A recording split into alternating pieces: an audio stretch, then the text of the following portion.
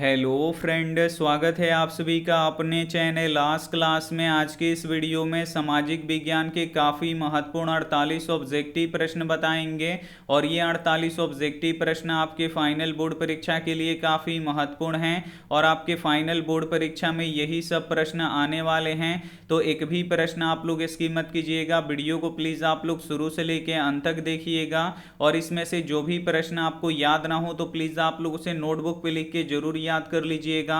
और हमारे वेबसाइट पे ऑनलाइन टेस्ट चल रहा है, तो अभी तक आप टेस्ट नहीं दिए हैं तो जाके टेस्ट दे लीजिएगा। अगर आपको ऑनलाइन टेस्ट देना नहीं आता है तो इसी वीडियो के लास्ट में हम आपको बताएंगे कि आप लोग ऑनलाइन टेस्ट कैसे दे सकते हैं। और अभी तक आप हमारे व्हाट्सएप ग्रुप में नहीं जुड़े हैं तो ये हमारा व्हाट्सएप नंबर है, इस पे आपको बोलना है कि सर मुझे ग्रुप में जोड़ दीजिए, तो हम आपको ग्रुप में जोड़ देंगे। तो आइए शुरू करते हैं पहले नंबर प्रश्न से। तो पहला नंबर प्रश्न है कि बांग्लादेश का उदय किस वर्ष हुआ था। काफ़ी महत्वपूर्ण प्रश्न है। यहाँ पे आपको बताना है कि बांग्लादेश का उदय किस वर्ष हुआ था, तो 1971 में हुआ था। यहाँ पे ए वाला आंसर बिल्कुल ही सही हो जाएगा। एक प्रश्न ये भी पूछा जाता है कि बांग्लादेश का पुराना नाम क्या है, तो पूर्वी पाकिस्तान है, तो इसे भी साथ में आपको याद रखना है। आइए देखते हैं अगला प्रश्न, दो नंबर प्रश्न है कि नेपाल की मुद्रा क्या है। ये भी काफ़ी महत्वपूर्ण प्रश्न है और ये भी प्रश्न बोर्ड परीक्षा में बार बार पूछा जाता है। यहाँ पे आपको बताना है कि नेपाल की मुद्रा का नाम क्या है, तो रुपया है, इसे आपको याद रखना है। यहाँ पे बी वाला आंसर बिल्कुल ही सही हो जाएगा। एक प्रश्न ये भी पूछा जाता है कि किस देश की मुद्रा का नाम टाका है, तो बांग्लादेश की मुद्रा का नाम टाका है, तो इसे आपको याद रखना है। और डॉलर किस देश की मुद्रा है, तो अमेरिका का है, तो इसे भी साथ में आपको याद रखना है। आइए देखते हैं अगला प्रश्न, तीन नंबर प्रश्न है कि सांगपो किस नदी का उपनाम है। ये भी काफी महत्वपूर्ण प्रश्न है। यहाँ पे आपको बताना है कि सांगपो किस नदी का उपनाम है, तो ब्रह्मपुत्र नदी का नाम यहाँ पे सांगपो है। यहाँ पे डी वाला आंसर बिल्कुल ही सही हो जाएगा। और जो ब्रह्मपुत्र नदी है ये भारत की दूसरी सबसे लंबी नदी है, इसे आपको याद रखना है। और भारत की सबसे लंबी नदी कौन सी है, तो गंगा है, इसे आपको याद रखना है। एक प्रश्न ये भी पूछा जाता है कि गंगा नदी की लंबाई कितनी है, तो 2510 किलोमीटर है, तो इसे भी साथ में आपको याद रखना है। आइए देखते हैं अगला प्रश्न, चार नंबर प्रश्न है कि सिंधु जल समझौता कब हुआ था। ये भी काफी महत्वपूर्ण प्रश्न है और ये भी प्रश्न बोर्ड परीक्षा में बार बार पूछा जाता है। यहाँ पे आपको बताना है कि सिंधु जल समझौता कब हुआ था, तो 1960 ईस्वी में हुआ था। यहाँ पे सी वाला आंसर बिल्कुल ही सही हो जाएगा। एक प्रश्न ये भी पूछा जाता है कि सिंधु जल समझौता किस देश के बीच में हुआ था, तो भारत और पाकिस्तान के बीच में हुआ था, तो इसे भी साथ में आपको याद रखना है। आइए देखते हैं अगला प्रश्न, पाँच नंबर प्रश्न है कि आयु के आधार पर जलोढ़ मिट्टी को कितने वर्गों में बांटा गया है। काफी महत्वपूर्ण प्रश्न है। यहाँ पे आपको बताना है कि आयु के आधार पर जलोढ़ मिट्टी को कितने वर्गों में बांटा गया है, तो 2 वर्गों में बांटा गया है। यहाँ पे ए वाला आंसर बिल्कुल ही सही हो जाएगा।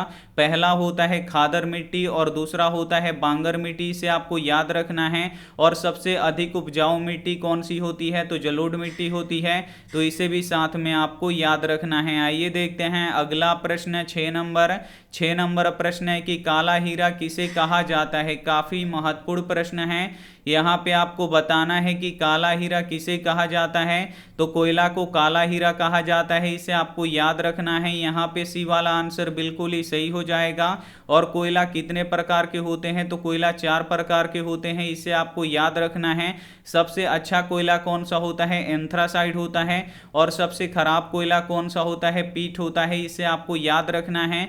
एक प्रश्न ये भी पूछा जाता है कि उजला सोना किसे कहा जाता है, तो उजला सोना कपास को कहा जाता है, तो इसे भी साथ में आपको याद रखना है। आइए देखते हैं अगला प्रश्न, 7 नंबर प्रश्न है कि भारत में किस प्रकार की कॉफी उगाई जाती है। काफी महत्वपूर्ण प्रश्न है। यहाँ पे आपको बताना है कि भारत में किस प्रकार की कॉफी उगाई जाती है, तो अरेबिका कॉफी उगाई जाती है। यहाँ पे सी वाला आंसर बिल्कुल ही सही हो जाएगा।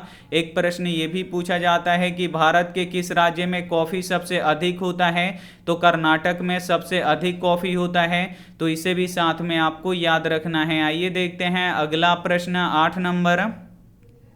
8 नंबर प्रश्न है कि राजस्थान की सबसे महत्वपूर्ण परियोजना कौन सी है। यहाँ पे आपको बताना है कि राजस्थान की सबसे महत्वपूर्ण परियोजना कौन सी है। तो इंदिरा गांधी नहर है, इसे आपको याद रखना है। यहाँ पे सी वाला आंसर बिल्कुल ही सही हो जाएगा। आइए देखते हैं अगला प्रश्न 9 नंबर प्रश्न है कि भारत के किस शहर में सबसे पहले मेट्रो रेल सेवा शुरू हुआ। काफी महत्वपूर्ण प्रश्न है ये आपके बोर्ड परीक्षा के लिए, और ये भी प्रश्न बोर्ड परीक्षा में बार बार पूछा जाता है। यहाँ पे आपको बताना है कि भारत के किस शहर में सबसे पहले मेट्रो रेल सेवा शुरू हुआ। तो कोलकाता में शुरू हुआ। यहाँ पे सी वाला आंसर बिल्कुल ही सही हो जाएगा। एक प्रश्न ये भी पूछा जाता है कि कोलकाता में मेट्रो रेल सेवा कब शुरू हुआ। तो 1984 ईस्वी में शुरू हुआ। तो इसे भी साथ में आपको याद रखना है। आइए देखते हैं अगला प्रश्न 10 नंबर प्रश्न है कि भारतीय रिजर्व बैंक का स्थापना कब हुआ था। काफी महत्वपूर्ण प्रश्न है। यहाँ पे आपको बताना है कि भारतीय रिजर्व बैंक का स्थापना कब हुआ था। तो 1935 ईस्वी में हुआ था। यहाँ पे सी वाला आंसर बिल्कुल ही सही हो जाएगा। और रिजर्व बैंक ऑफ इंडिया का मुख्यालय कहाँ पे है। तो मुंबई में है, इसे आपको याद रखना है। और एक प्रश्न ये भी पूछा जाता है कि बैंकों का बैंक किसे कहा जाता है। तो भारतीय रिजर्व बैंक ऑफ इंडिया को कहा जाता है। तो इसे भी साथ में आपको याद रखना है। आइए देखते हैं अगला प्रश्न 11 नंबर प्रश्न है कि भारतीय जनता पार्टी का स्थापना कब हुई थी। काफी महत्वपूर्ण प्रश्न है, और ये भी प्रश्न बोर्ड परीक्षा में पूछा जाता है। यहाँ पे आपको बताना है कि भारतीय जनता पार्टी का स्थापना कब हुआ था। तो 1980 ईस्वी में हुआ था। यहाँ पे बी वाला आंसर बिल्कुल ही सही हो जाएगा। और भारतीय जनता पार्टी का चुनाव चिन्ह क्या है। तो कमल का फूल है, इसे आपको याद रखना है। एक प्रश्न ये भी पूछा जाता है कि भारतीय राष्ट्रीय कांग्रेस का स्थापना कब हुआ था। तो 1885 ईस्वी में हुआ था। और इसका चुनाव चिन्ह क्या है। तो हाथ का पंजा छाप है। तो इसे भी साथ में आपको याद रखना है। एक प्रश्न ये भी पूछा जाता है कि भारत की सबसे पुरानी पार्टी कौन सी है। तो भारतीय राष्ट्रीय कांग्रेस है। तो इसे भी साथ में आपको याद रखना है। आइए देखते हैं अगला प्रश्न 12 नंबर प्रश्न है कि सिपाही विद्रोह कब हुआ था। काफी महत्वपूर्ण प्रश्न है। यहाँ पे आपको बताना है कि सिपाही विद्रोह कब हुआ था। तो 1857 ईस्वी में हुआ था। यहाँ पे सी वाला आंसर बिल्कुल ही सही हो जाएगा। एक प्रश्न ये भी पूछा जाता है कि सिपाही विद्रोह किसने शुरू किया था। तो मंगल पांडे जी ने किया था। तो इसे भी साथ में आपको याद रखना है। आइए देखते हैं अगला प्रश्न 13 नंबर प्रश्न है कि आधुनिक छापखाना का आविष्कार किसने किया था। यहाँ पे आपको बताना है कि आधुनिक छापखाना का आविष्कार किसने किया था। तो गुटेनबर्ग ने किया था। यहाँ पे सी वाला आंसर बिल्कुल ही सही हो जाएगा। एक प्रश्न ये भी पूछा जाता है कि गुटेनबर्ग का जन्म कहाँ पे हुआ था। तो जर्मनी में हुआ था, इसे आपको याद रखना है। और गुटेनबर्ग ने सबसे पहले किस पुस्तक की छपाई की। तो बाइबिल पुस्तक की छपाई की। तो इसे भी साथ में आपको याद रखना है। आइए देखते हैं अगला प्रश्न 14 नंबर प्रश्न है कि नेपा नगर किसके लिए प्रसिद्ध है। काफी महत्वपूर्ण प्रश्न है। यहाँ पे आपको बताना है कि नेपा नगर किसके लिए प्रसिद्ध है। तो ये अखबारी कागज के लिए प्रसिद्ध है। यहाँ पे सी वाला आंसर बिल्कुल ही सही हो जाएगा। एक प्रश्न ये भी पूछा जाता है कि नेपा नगर किस राज्य में है। तो मध्य प्रदेश में है। तो इसे भी साथ में आपको याद रखना है। इस क्लास में सामाजिक विज्ञान के काफी महत्वपूर्ण 48 ऑब्जेक्टिव प्रश्न बताएंगे, और आपके फाइनल बोर्ड परीक्षा में बिल्कुल यही सब प्रश्न आएंगे। तो ये सभी प्रश्न काफी महत्वपूर्ण है। तो आपको एक भी प्रश्न स्किप नहीं करना है। वीडियो को आपको एकदम शुरू से लेकर अंत तक देखना है। और जो भी बच्चे अभी तक वीडियो को लाइक नहीं किए हैं तो प्लीज आप लोग वीडियो को लाइक भी कर दीजिएगा। आइए देखते हैं अगला प्रश्न 15 नंबर प्रश्न है कि धर्म को राजनीति से अलग नहीं किया जा सकता, किसने कहा। काफी महत्वपूर्ण प्रश्न है। यहाँ पे आपको बताना है कि धर्म को राजनीति से अलग नहीं किया जा सकता है, किसने कहा। तो महात्मा गांधी जी ने कहा। यहाँ पे ए वाला आंसर बिल्कुल ही सही हो जाएगा। एक प्रश्न ये भी पूछा जाता है कि महात्मा गांधी जी की पत्नी का नाम क्या था। तो कस्तूरबा गांधी था, इसे आपको याद रखना है। और महात्मा गांधी जी के पिताजी का नाम क्या था। तो करमचंद गांधी था। तो इसे भी साथ में आपको याद रखना है। आइए देखते हैं अगला प्रश्न 16 नंबर प्रश्न है कि भारत में संघ एवं राज्यों के बीच अधिकारों का विभाजन कितनी सूचियों में हुआ है। काफी महत्वपूर्ण प्रश्न है। यहाँ पे आपको बताना है कि भारत में संघ एवं राज्यों के बीच अधिकारों का विभाजन कितने सूचियों में हुआ है। तो 3 सूचियों में हुआ है, इसे आपको याद रखना है। पहला होता है संघीय सूची, दूसरा होता है राज्य सूची, तीसरा होता है समवर्ती सूची। तो यहाँ पे देखिए, यहाँ पे संघीय सूची में कौन आते हैं, तो राज्य सरकार आता है। और यहाँ पे देखिए संघीय सूची में, सॉरी, यहाँ पे केंद्र सरकार आता है। राज्य सूची में राज्य आता है और समवर्ती सूची में राज्य सरकार और केंद्र सरकार दोनों आता है। तो इसे भी साथ में आपको याद रखना है। तो यहाँ पे सी वाला आंसर बिल्कुल ही सही हो जाएगा। आइए देखते हैं अगला प्रश्न 17 नंबर प्रश्न है कि ग्राम कचहरी का प्रधान कौन होता है। काफी महत्वपूर्ण प्रश्न है। यहाँ पे आपको बताना है कि ग्राम कचहरी का प्रधान कौन होता है, तो सरपंच होता है। यहाँ पे बी वाला आंसर बिल्कुल ही सही हो जाएगा। और सरपंच का कार्यकाल कितने वर्षों का होता है, तो 5 वर्षों का होता है। तो इसे भी साथ में आपको याद रखना है। आइए देखते हैं अगला प्रश्न 18 नंबर प्रश्न है कि श्रीलंका कब आजाद हुआ। काफी महत्वपूर्ण प्रश्न है और ये भी प्रश्न बोर्ड परीक्षा में पूछा जाता है। यहाँ पे आपको बताना है कि श्रीलंका कब आजाद हुआ था। तो जो श्रीलंका था ये 1948 में आजाद हुआ था। यहाँ पे बी वाला आंसर बिल्कुल ही सही हो जाएगा। एक प्रश्न ये भी पूछा जाता है कि अपना देश भारत कब आजाद हुआ था, तो 1947 में हुआ था। तो इसे भी साथ में आपको याद रखना है। आइए देखते हैं अगला प्रश्न 19 नंबर प्रश्न है कि किस देश में बहुदलीय व्यवस्था नहीं है। इसमें से आपको बताना है कि किस देश में बहुदलीय व्यवस्था नहीं है। तो बहुदलीय व्यवस्था किसे कहते हैं, तो जिस देश में एक से अधिक राजनीतिक दल हो उसे बहुदलीय कहते हैं। तो यहाँ पे देखिए किस देश में बहुदलीय व्यवस्था नहीं है, तो ब्रिटेन में नहीं है। ब्रिटेन में एक ही दल है, इसे आपको याद रखना है। यहाँ पे डी वाला आंसर बिल्कुल ही सही हो जाएगा। और जो अपना देश भारत है इसमें बहुदलीय व्यवस्था है। इस देश में एक से अधिक देश है, तो इस यहाँ पे एक से अधिक राजनीतिक दल है। तो इसे भी साथ में आपको याद रखना है। आइए देखते हैं अगला प्रश्न 20 नंबर प्रश्न है कि लोकतंत्र के मार्ग की सबसे बड़ी बाधा क्या है। यहाँ पे आपको बताना है कि लोकतंत्र की मार्ग की सबसे बड़ी बाधा क्या है, तो अशिक्षा है। इसे आपको याद रखना है। यहाँ पे बी वाला आंसर बिल्कुल ही सही हो जाएगा। एक प्रश्न ये भी पूछा जाता है कि किस राज्य की साक्षरता दर सबसे कम है, तो अपने बिहार की साक्षरता दर सबसे कम है। तो इसे भी साथ में आपको याद रखना है।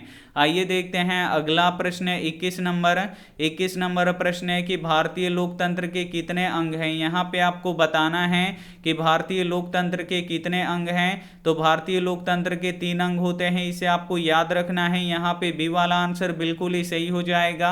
पहला होता है कार्यपालिका, दूसरा होता है न्यायपालिका और तीसरा होता है विधायिका। तो इसे भी साथ में आपको याद रखना है। आइए देखते हैं अगला प्रश्न 22 नंबर प्रश्न है कि भारत में किस तरह के लोकतंत्र की व्यवस्था की गई है। यहाँ पे आपको बताना है कि भारत में किस तरह के लोकतंत्र की व्यवस्था की गई है, तो अप्रत्यक्ष लोकतंत्र की व्यवस्था की गई है। यहाँ पे बी वाला आंसर बिल्कुल ही सही हो जाएगा। एक प्रश्न ये भी पूछा जाता है कि किस देश में प्रत्यक्ष लोकतंत्र है, तो स्विट्जरलैंड में प्रत्यक्ष लोकतंत्र है। तो इसे भी साथ में आपको याद रखना है। आइए देखते हैं अगला प्रश्न 23 नंबर प्रश्न है कि भारत के सर्वोच्च न्यायालय के मुख्य न्यायाधीश की नियुक्ति कौन करता है। काफी महत्वपूर्ण प्रश्न है। यहाँ पे आपको बताना है कि भारत में सर्वोच्च न्यायालय के मुख्य न्यायाधीश की नियुक्ति कौन करता है, तो राष्ट्रपति करते हैं। इसे आपको याद रखना है। यहाँ पे बी वाला आंसर बिल्कुल ही सही हो जाएगा। आइए देखते हैं अगला प्रश्न 24 नंबर प्रश्न है कि कृषि कार्य में महिलाओं की भागीदारी है। यहाँ पे आपको बताना है कि कृषि कार्य में महिलाओं की भागीदारी कितनी है, तो कृषि कार्य में महिलाओं की भागीदारी लगभग 40% है। इसे आपको याद रखना है। यहाँ पे बी वाला आंसर बिल्कुल ही सही हो जाएगा। एक प्रश्न ये भी पूछा जाता है कि भारत कैसा देश है, तो जो अपना देश भारत है ये किस कृषि प्रधान देश है। तो इसे भी साथ में आपको याद रखना है। आइए देखते हैं अगला प्रश्न 25 नंबर प्रश्न है कि सत्ता में भागीदारी की प्रणाली कहाँ विकास की गई है। यहाँ पे आपको बताना है कि सत्ता में भागीदारी की प्रणाली कहाँ विकसित की गई है, तो बेल्जियम में की गई है। इसे आपको याद रखना है। काफी महत्वपूर्ण प्रश्न है। सी वाला आंसर बिल्कुल ही सही हो जाएगा। आइए देखते हैं अगला प्रश्न 26 26 नंबर प्रश्न है कि प्राणियों के शरीर में कितने प्रतिशत जल की मात्रा निहित है। काफी महत्वपूर्ण प्रश्न है और ये प्रश्न बोर्ड परीक्षा में बार बार पूछा जाता है। यहाँ पे आपको बताना है कि प्राणियों के शरीर में कितना प्रतिशत जल की मात्रा निहित होता है। तो 65% जल की मात्रा निहित होता है, इसे आपको याद रखना है। यहाँ पे सी वाला आंसर बिल्कुल ही सही हो जाएगा। और पृथ्वी पर कितना प्रतिशत जल पाया जाता है, तो 71% जल पाया जाता है, तो इसे भी साथ में आपको याद रखना है। आइए देखते हैं अगला प्रश्न 27 नंबर।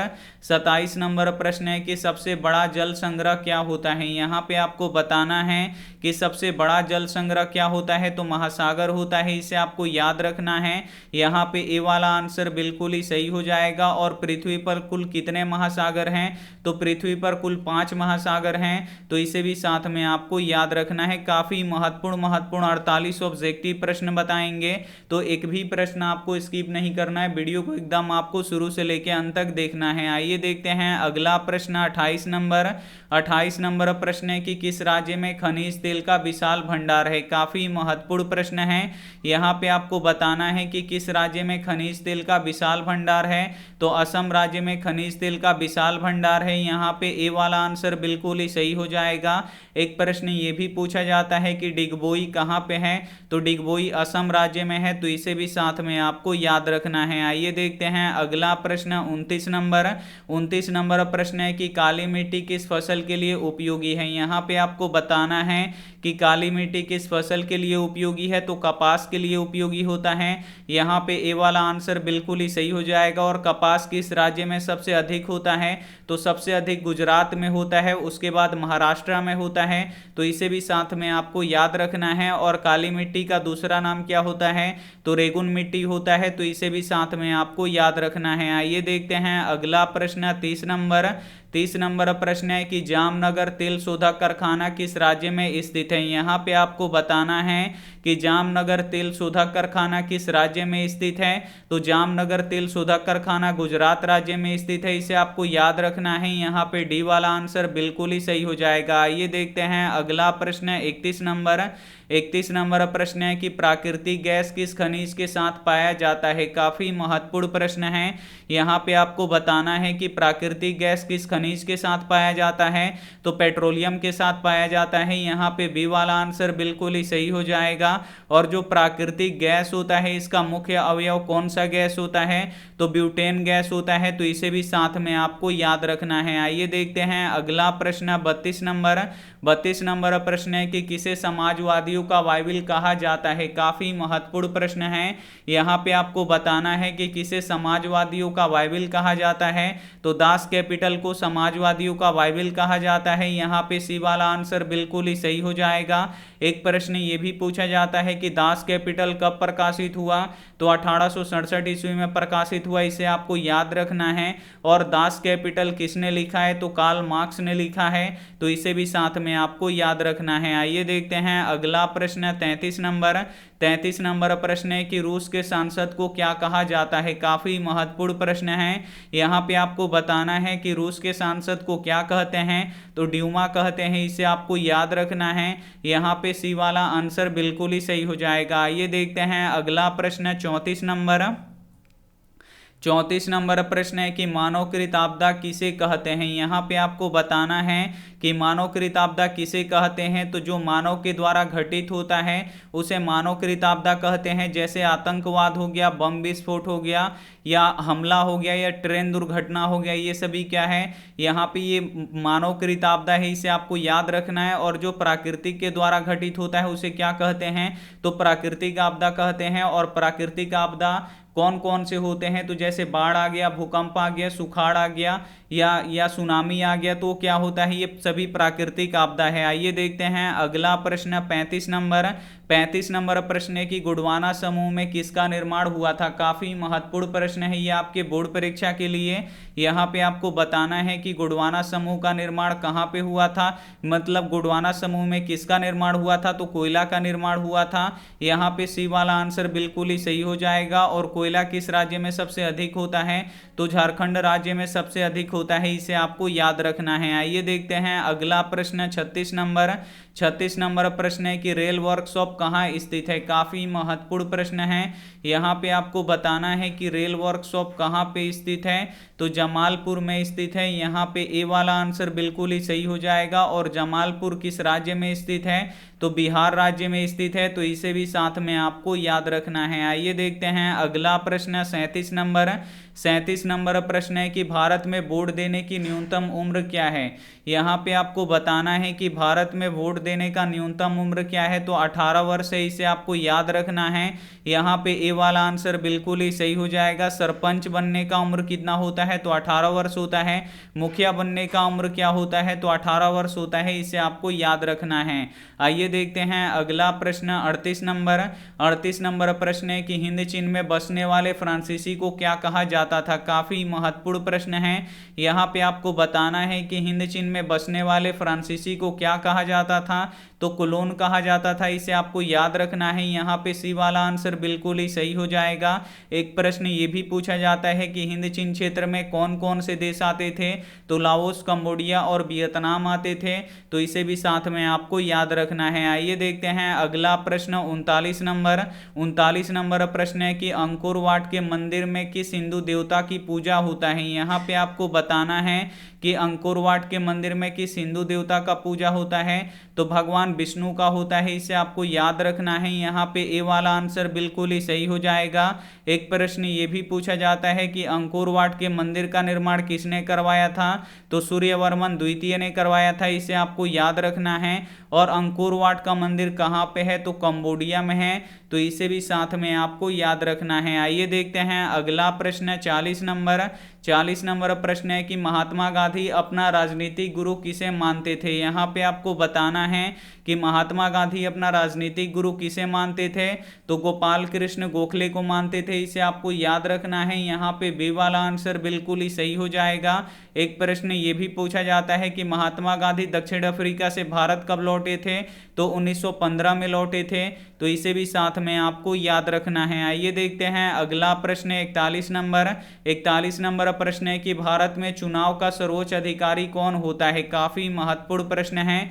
यहाँ पे आपको बताना है कि भारत में चुनाव का सर्वोच्च अधिकारी कौन होता है, तो मुख्य निर्वाचन आयुक्त होता है, इसे आपको याद रखना है। यहाँ पे बी वाला आंसर बिल्कुल ही सही हो जाएगा। एक प्रश्न ये भी पूछा जाता है कि मुख्य निर्वाचन आयुक्त की नियुक्ति कौन करते हैं, तो राष्ट्रपति करते हैं, तो इसे भी साथ में आपको याद रखना है। आइए देखते हैं अगला प्रश्न 42 नंबर प्रश्न है कि भारत की वित्तीय राजधानी किस शहर को कहा गया है। यहाँ पे आपको बताना है कि भारत का वित्तीय राजधानी किस शहर को कहा गया है, तो मुंबई को कहा गया है, इसे आपको याद रखना है। यहाँ पे ए वाला आंसर बिल्कुल ही सही हो जाएगा। आइए देखते हैं अगला प्रश्न 43 नंबर प्रश्न है कि इनमें से किस देश में मिश्रित अर्थव्यवस्था है। इसमें से आपको बताना है कि किस देश में मिश्रित अर्थव्यवस्था है, तो अपने देश भारत में मिश्रित अर्थव्यवस्था है। यहाँ पे सी वाला आंसर बिल्कुल ही सही हो जाएगा। और जो चीन देश है इसमें साम्यवादी अर्थव्यवस्था है, इसे आपको याद रखना है। और रूस और अमेरिका में पूंजीवादी अर्थव्यवस्था है, तो इसे भी साथ में आपको याद रखना है। आइए देखते हैं अगला प्रश्न 44 नंबर प्रश्न है कि शेयर बाजार का नियामक संस्था है। इसमें से आपको बताना है कि कौन शेयर बाजार का नियामक संस्था है, तो सेबी है, इसे आपको याद रखना है। काफ़ी महत्वपूर्ण प्रश्न है ये आपके बोर्ड परीक्षा के लिए। यहाँ पे बी वाला आंसर बिल्कुल ही सही हो जाएगा। आइए देखते हैं अगला प्रश्न 45 नंबर प्रश्न है कि भारत के किस राज्य की प्रति व्यक्ति आय सबसे कम है। यहाँ पे आपको बताना है कि भारत के किस राज्य की प्रति व्यक्ति आय सबसे कम है, तो बिहार राज्य की प्रति व्यक्ति आय सबसे कम है। यहाँ पे ए वाला आंसर बिल्कुल ही सही हो जाएगा। और गोवा राज्य की प्रति व्यक्ति आय सबसे अधिक है, तो इसे भी साथ में आपको याद रखना है। आइए देखते हैं अगला प्रश्न 46 नंबर प्रश्न है कि आर्थिक विकास एवं मौद्रिक विकास एक दूसरे के होते हैं। काफी महत्वपूर्ण प्रश्न है। यहाँ पे आपको बताना है कि आर्थिक विकास एवं मौद्रिक विकास एक दूसरे के होते हैं, तो एक दूसरे के पूरक होते हैं, इसे आपको याद रखना है। यहाँ पे ए वाला आंसर बिल्कुल ही सही हो जाएगा। आइए देखते हैं अगला प्रश्न 47 नंबर प्रश्न है कि अर्थव्यवस्था कितने प्रकार के होते हैं। यहाँ पे आपको बताना है कि अर्थव्यवस्था कितने प्रकार के होते हैं, तो 3 प्रकार के होते हैं। यहाँ पे बी वाला आंसर बिल्कुल ही सही हो जाएगा। पहला होता है पूंजीवादी अर्थव्यवस्था, दूसरा होता है साम्यवादी अर्थव्यवस्था और तीसरा होता है मिश्रित अर्थव्यवस्था।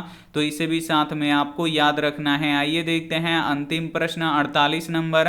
48 नंबर प्रश्न है कि मनुष्य के आर्थिक जीवन में सबसे महत्वपूर्ण है। यहाँ पे आपको बताना है कि मनुष्य के आर्थिक जीवन में सबसे महत्वपूर्ण क्या है, तो मुद्रा है, इसे आपको याद रखना है। यहाँ पे सी वाला आंसर बिल्कुल ही सही हो जाएगा। यहाँ पे सामाजिक विज्ञान के काफी महत्वपूर्ण 48 ऑब्जेक्टिव प्रश्न हम आपको बता चुके हैं। तो इसमें से जो भी प्रश्न आपको याद ना हो तो प्लीज आप लोग उसे नोटबुक पे लिख के जरूर याद कर लीजिएगा। और वीडियो को अभी तक आप लाइक नहीं किए तो वीडियो को लाइक कर दीजिए। चैनल को सब्सक्राइब नहीं किए तो चैनल को सब्सक्राइब करके साथ में बेल आइकन को ऑल पे दबा दीजिए, ताकि जब भी लाइव क्लास हो तो आपके पास नोटिफिकेशन पहुंचता रहे। अब हम यहाँ पे आपको बताएंगे कि पीडीएफ और नोट्स आप लोग कैसे डाउनलोड कर सकते हैं, क्वेश्चन पेपर कैसे डाउनलोड कर सकते हैं और ऑनलाइन टेस्ट आप लोग कैसे दे सकते हैं। तो सभी के फोन में होता है गूगल और क्रोम, तो दोनों में से किसी एक को आपको ओपन कर लेना है। और यहाँ पे देखिए एक सर्च बॉक्स दिखाई देता है। यहाँ पे जो ये सर्च बॉक्स है इसमें बस आपको लिखना है आस्क क्लास। बस आपको क्या लिखना है, ASK, उसके बाद CLASS, बस इतना ही आपको लिख के सर्च कर देना है। जैसे ही सर्च कीजिएगा यहाँ पे आस्क क्लास लिखा हुआ आ जाएगा। इस पे आपको क्या करना है, क्लिक कर देना है। जैसे ही आप लोग यहाँ पे क्लिक कीजिएगा तो यहाँ से आप लोग टेस्ट लगा सकते हैं और यहाँ से टेस्ट का रिजल्ट डाउनलोड कर सकते हैं। अगर आपको पीडीएफ और नोट्स चाहिए तो यहाँ पे देखिए ओरिजिनल क्वेश्चन पेपर है सेंटअप एग्जाम का, तो यहाँ से आप लोग डाउनलोड कर सकते हैं। अगर ये क्वेश्चन पेपर आपके एग्जाम में लड़ता है तो पूरा ये ओरिजिनल पेपर है, इसे आप लोग डाउनलोड कर लीजिए। अब हम यहाँ पे आपको बताएंगे कि आप लोग नोट्स कहाँ से डाउनलोड कर सकते हैं। तो इस वेबसाइट के सबसे आपको नीचे में आना है। सबसे आप लोग नीचे में आइएगा तो यहाँ पे देखिए आप लोगों को मिलेगा सामाजिक विज्ञान का 200 ऑब्जेक्टिव का नोट्स, यहाँ से डाउनलोड करें। तो बस यहाँ पे क्लिक करके आपको डाउनलोड करना है। उसके बाद यहाँ पे हिंदी का सब्जेक्टिव नोट्स यहाँ से डाउनलोड करें, तो यहाँ से आप लोग डाउनलोड कर सकते हैं। और सभी हम यहाँ पे नोट्स आपको आने वाले समय में देंगे, तो आप लोग यहाँ पे बने रहिएगा इस चैनल के साथ। और उसके बाद देखिए अभी तक आपकी तैयारी नहीं हो पाई है तो नीचे आइएगा तो यहाँ पे देखिए साइंस, यहाँ पे देखिए साइंस में अभी यहाँ पे क्वेश्चन डालना शुरू हो गया है ऑब्जेक्टिव।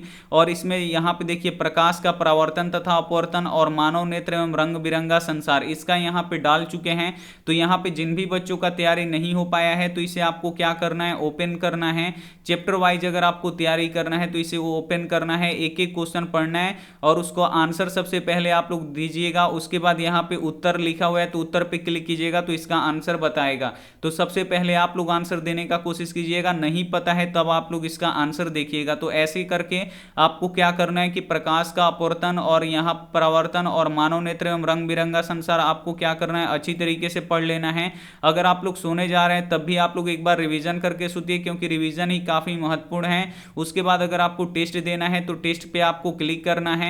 और देखिए आज 21 सितंबर है और लाइव टेस्ट चल रहा है संस्कृत का, तो आपको ऊपर में क्लिक करना है।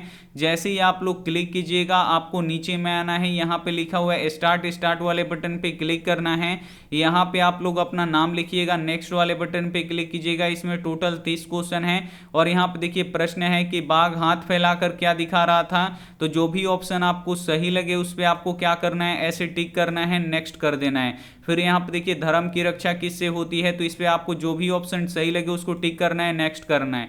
ऐसे ही आपको क्या करना है, 30 प्रश्नों का यहाँ पे टेस्ट देके लास्ट में आएगा सी रिजल्ट। आपको सी रिजल्ट जब कीजिएगा तो ये लाइव टेस्ट में स्कोर कुछ नहीं बताएगा, उसका रिजल्ट हम देंगे। और टेस्ट कब स्टार्ट होता है, तो सुबह 7 बजे से स्टार्ट होता है और दिन में 2 बजे तक चलता है। 7 बजे से लेकर 2 बजे के बीच में अगर आप लोग डेली बिना कहे इस वेबसाइट पे आके आप लोग टेस्ट दे दीजिएगा तो 3 बजे जब रिजल्ट आता है तो उसमें आपका नाम रहेगा। अगर देखिए ये लाइव टेस्ट छोड़ा के नीचे वाला भी आपको टेस्ट देना है, अगर नीचे वाला आप लोग टेस्ट दीजिएगा तो इसमें सही गलत बताएगा, तो आप लोग नीचे वाला टेस्ट जरूर दीजिए। यहाँ पे लिखा हुआ है स्टार्ट वाले बटन पे क्लिक करना है, नाम लिखना है, नेक्स्ट पे क्लिक करना है। इसमें आप लोग ऑप्शन चेक कीजिएगा, यहाँ पे देखिए क्वेश्चन पढ़िएगा, अगर गलत कीजिएगा तो ऐसे ही गलत हो जाएगा और जो सही होगा वो आपको बताएगा। फिर यहाँ पे देखिए अगर सही पे ऑप्शन पे टिक कीजिएगा तो यस लिख देगा, ग्रीन हो जाएगा। अगर गलत ऑप्शन पे टिक कीजिएगा तो ये क्या हो जाएगा, यहाँ पे ये गलती हो जाएगा और जो सही आंसर रहेगा वो बताएगा। तो ऐसे ही करके आपको क्या करना है कि नीचे वाला ये जितना टेस्ट है, अगर आपके पास समय है तो आप लोग का टेस्ट छूट गया है तो ये नीचे वाला भी टेस्ट दीजिए। या आप लोग समय पर मत जाइए कि ये 20 तारीख का है, बीत गया है टेस्ट, तो उससे कोई दिक्कत नहीं है, क्वेश्चन आपका वही रहेगा आने वाला। तो उम्मीद करते हैं ये आपको समझ में आ गया है। टेस्ट रिजल्ट अगर आपको डाउनलोड करना है तो यहाँ पे टेस्ट रिजल्ट लिखा हुआ है, यहाँ पे देखिए आपको क्या करना है, यहाँ पे आज के डेट का यहाँ पे मिलेगा। उसके बाद आपको क्या करना है, डाउनलोड पे आपको क्या करना है, क्लिक कर देना है, टेस्ट रिजल्ट डाउनलोड हो जाएगा। तो उम्मीद करते हैं ये क्लास आपको समझ में आ गया होगा। थैंक यू फॉर वॉचिंग, मिलते हैं अगली क्लास में। तब तक अपना ध्यान रखिए, मन लगा के पढ़ाई कीजिए। Take care and bye.